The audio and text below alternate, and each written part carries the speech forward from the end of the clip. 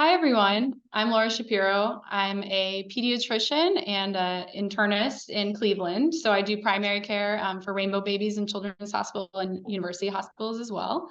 My team included a trainee, a resident at CHOP, Harleen Marwa, Mark Mashane, who is a hospitalist at CHOP, our wonderful librarian. And then we had some great advisors as well, including one who lives in Spain, but Kike Basat, and does a lot of work in Mozambique. I want to thank the organizers again. This has been really enlightening and invigorating. So thank you so much for having us. We were tasked with pediatrics, which is pretty broad category. A lot of the topics today overlap with children. Children have lungs and kidneys, of course. As pediatricians like to say, they're not just little adults though. So we chose to specifically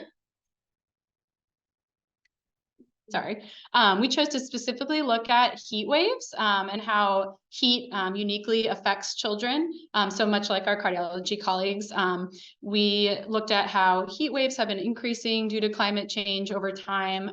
And we decided on this topic before this summer, but the intense heat waves this summer, the hottest summer, our hottest July on record, were definitely validating in our quest.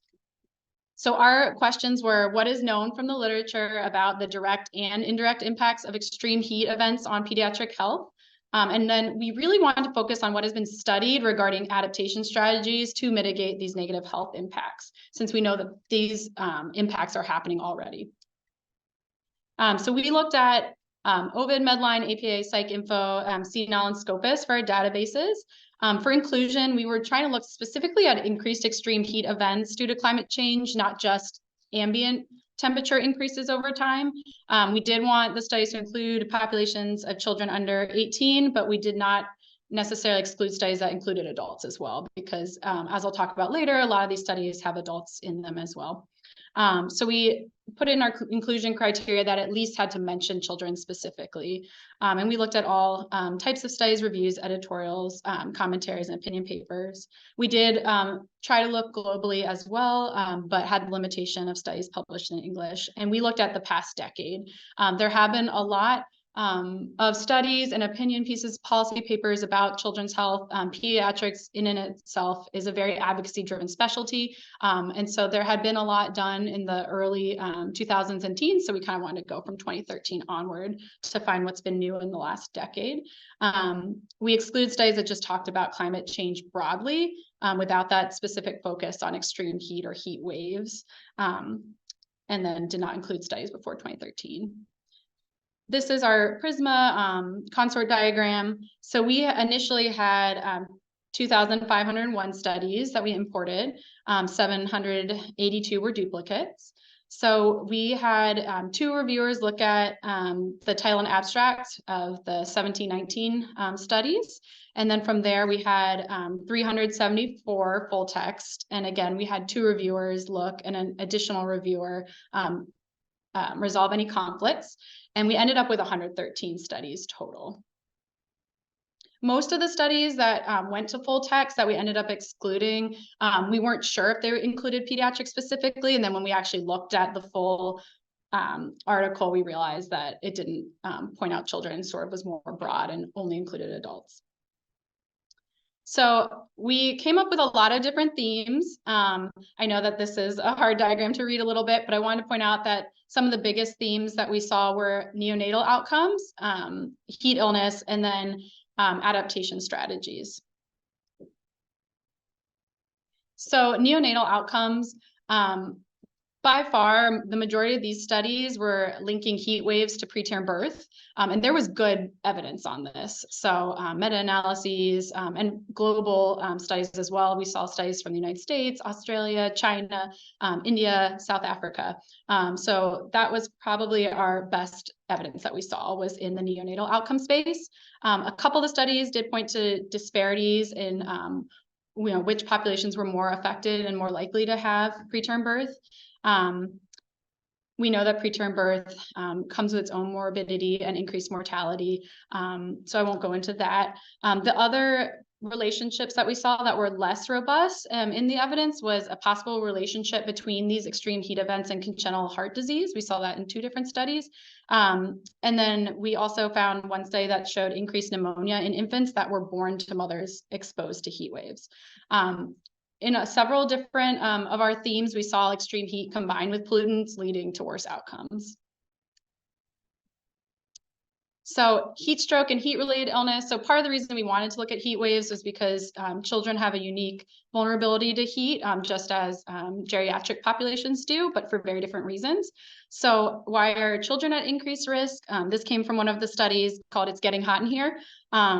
They produce more heat due to their higher metabolic rate. They have a higher body surface area to mass.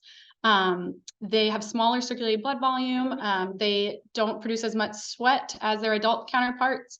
And then they have to like ask or be given fluids. So they're not always able, especially small children, able to hydrate themselves if there isn't a parent watching or a guardian watching them. And then children have been found to take longer to acclimate to new temperatures. So it takes them longer to adjust to a new climate. So a lot of the heat stroke and heat-related illness studies did come from the ED, a lot from Australia, actually. And we found that there are more pediatric ED visits for heat-related illnesses during heat waves. A couple studies, mostly outside the US, did show outdoor workers having more heat illness during heat waves. And these did include children under 18. And then as I mentioned earlier, small children are usually more vulnerable than older children due to the unique physiology. As I alluded to earlier, several studies showed that the mixture of pollutants and heat waves lead to worse outcomes. We found that to be true for asthma exacerbations, especially due to ozone. So heat waves were linked to higher asthma exacerbations and ED visits. This was interesting. Most of the infectious disease literature related to climate change talks about like different patterns and increases overall. But we wanted to look at studies that just were during heat waves. So we only found a really small group that showed like right as a heat wave was happening, what infectious diseases were increasing. So one showed an increase in West Nile directly related to a heat wave. 2 showed Vibrio infections increasing after a heat wave. And another showed Shiga toxin producing E. coli increasing. This is another unique to children topic, mental health and school performance. So this was one topic we were very interested in, but didn't find as many studies in. So mental health specifically, we did find that there were 2 studies that showed increased admission to the hospital for acute either decompensation, mental health, or suicidal ideation during heat waves. The studies relate to school. A couple of them showed that children had decreased attention or thermal discomfort during heat waves. And then, as you guys know, like earlier this school year, there were certain schools that had to close due to extreme heat events. There wasn't a lot of studies about this. This was more gray literature, just that schools have to close if the temperature is too high. And we were interested in learning more about that. Kind of linked to school is outdoor activity and sports. So we found that children get less activity during heat waves because they stay inside and try to stay in the air conditioning. Again, this is in places that have good access to air conditioning. We found that playgrounds can be much hotter or cooler depending on the environment of the playground than the surrounding areas. And so there was research done on how to make your playground a resilient playground to heat waves. So that was very interesting. And then there were a couple studies on sports, not a ton, but they were all related to preseason football players. Which again is a very United States centric, but because that they practice in the summer before the fall season, there was increased heat illness during heat waves for these football players. And then nutrition, very small amount of studies. I thought one that was really interesting was heat shock led to decreased food production and decreased height in Tanzania. This was a little bit hard to show the association, but basically they looked at the maternal nutrition during the heat wave and then found an association with decreased height in those children. And then again, adaptation was a big theme in our scoping review. A lot of it was based on ideas of how to adapt to heat waves. Not a lot of it showed the actual efficacy of these adaptation methods. As others have alluded to, we did find more studies from the United States and China, not as many from those countries that don't have access to air conditioning and are more susceptible to drought. And we also were curious about like, what are the long-term effects going to be on child development with heat waves? So when kids are missing school, what will their long-term outcomes be? And then we also did not see a ton of studies that were just for pediatrics. A lot of them included both adults and kids.